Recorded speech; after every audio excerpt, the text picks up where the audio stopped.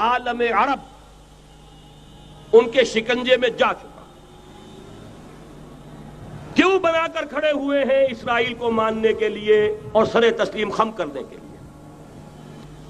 بہرحال نوٹ کر لیجئے، عالم عرب جا چکا۔ کوئی دن کی بات ہے، میں سنسنی پیدا نہیں کرنا چاہتا، لیکن حالات اور واقعات سے نگاہیں بند کرنا بھی کوئی دانش مندی کی بات نہیں ہے۔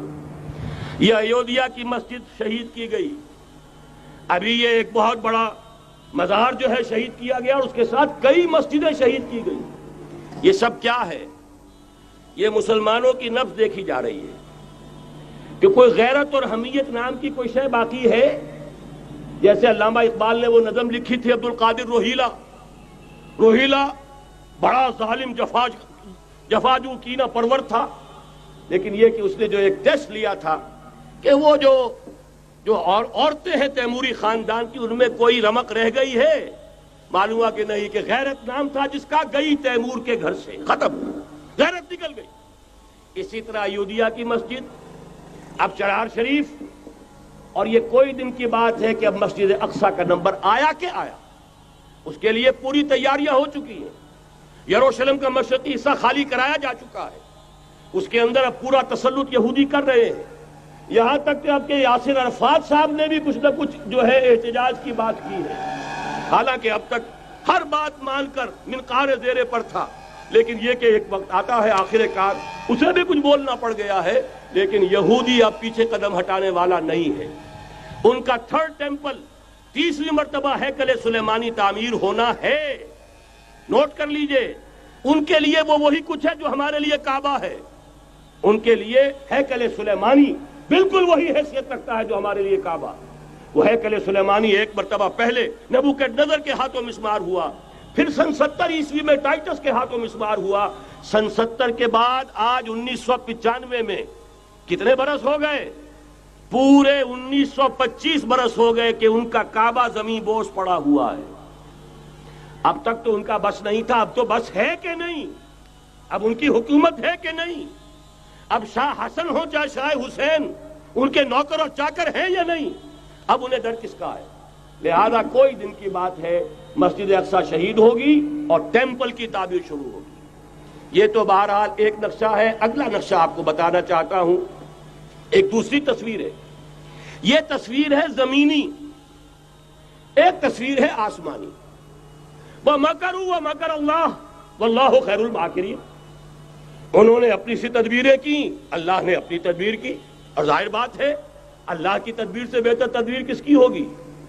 چنانچہ یہودیوں کی سازشیں اس وقت بھی ناکام ہوئی تھی یا نہیں؟ ظاہر بات ہے جاء الحق وزهق الباطل ان الباطل کان زهوقا۔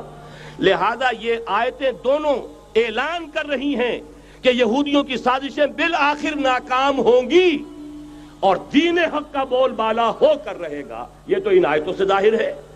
یریدون لیطفئوا نور اللہ بافواہہم واللہ متم نورہ ولو کرہ الکافرون۔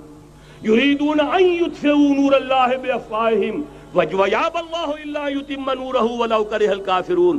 هو الذی ارسل رسولہ بالہدی ودین الحق لیظہرہ علی الدین کلہ ولو کرہ المشرکون۔ اللہ نے تو بھیجا ہی ہے اپنے رسول کو اس فیصلے کے ساتھ اور یہ ذمہ داری اور مشن دے کر کہ جو دین حق آپ کو دے کر بھیجا جا رہا ہے اسے غالب کیجئے، نافذ کیجئے، قائم کیجئے۔ اس مشن کے ساتھ بھیجا جا رہا ہے۔ قرآن کہتا ہے ببانگ دہل وما ارسلناک الا کافۃ للناس بشیرا ونذیرا۔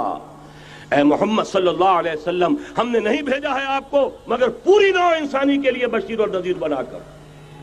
تو جان لیجئے کہ یہ مقصد بعثت محمدی صلی اللہ علیہ وسلم بتمام و کمال اس وقت پورا ہوگا جب کل عالم انسانیت پر، کل روئے ارضی پر اللہ کا دین اسی طرح غالب ہو جائے گا جس طرح کہ محمد رسول اللہ والذین معہ صلی اللہ علیہ وسلم ورضی اللہ تعالی عنہم اجمعین، ان کے ہاتھوں سے، ان کے ایثار سے، ان کی قربانیوں سے، جن کا نقشہ آپ کے سامنے مولانا کھینچ چکے ہیں، ان کے اثار، ان کی قربانیاں، ان کی محنت، ان کی جفاکشی، ان کی سرفروشی، ان کے جان تن من دھن لگا دینے کے نتیجے میں جیسے اس وقت غالب ہوا تھا کل روئے ارضی پر غالب ہوگا، تب کہیں جا کر مقصد بعثت محمدی مکمل ہوگا۔